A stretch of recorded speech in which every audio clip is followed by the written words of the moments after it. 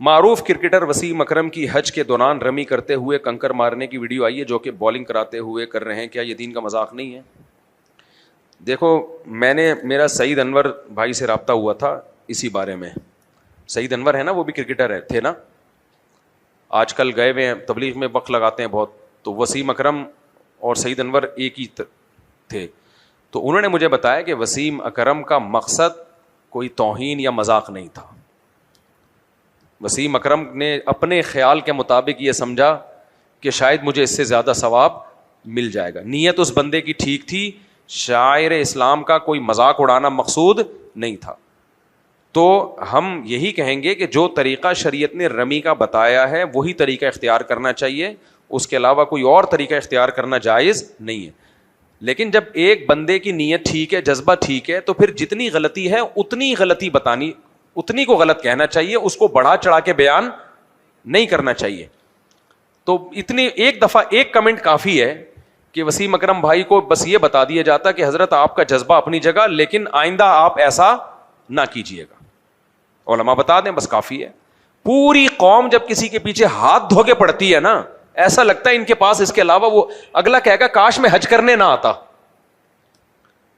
دیکھو نبی کریم صلی اللہ علیہ وسلم کے دور میں بھی ہمیں غلطیوں کی مثالیں ملتی ہیں. نبی نے کیسے تنبیہ کی ہے.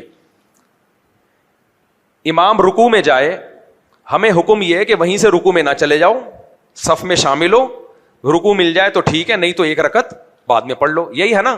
لیکن صحابی سے ایسا نہیں ہوا. امام رکوع میں تھا, صحابی مسجد میں دور سے ہی رکوع میں چلے گئے, ٹھیک ہے نا.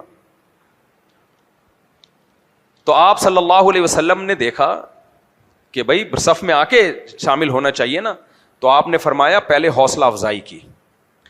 دیکھو کیسی بہترین تعلیم ہے. غلطی کو غلط بھی کہا نبی نے, لیکن چونکہ ان کی نیت بری نہیں تھی تو ان کی حوصلہ افزائی کی. فرمایا زادک اللہ حرصاً, تمہاری جو جماعت کی نماز میں شامل ہونے کی حرص ہے اللہ اور بڑھا دے.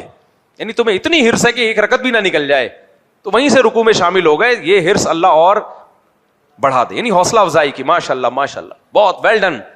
لیکن آگے فرمایا لا تعید, یہ دوبارہ نہیں کرنا. صحیح ہے.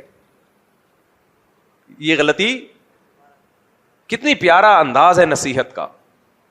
ہم لوگ ہوتے ہیں بولتے ہوئے تو نے کبھی مجھے دیکھا یا کسی اور کو دیکھا وہیں سے رکوع میں شامل ہو جائے, ہیں اس لیے آتا ہے مسجد میں. پہلے باہر جا کسی سے نماز کا طریقہ سیکھ کیا, پھر آنا, نکل یہاں سے. تو یہ نبی کے اخلاق نہیں ہے. نبی نے ان صحابی کی غلطی کو غلط بھی کہا, لیکن اس غلطی کی بیس اچھی تھی تو اس بیس پہ آپ نے ان کی حوصلہ افزائی بھی کی. فرمایا زادک اللہ حرصاً, تمہاری جو جماعت کی نماز میں شامل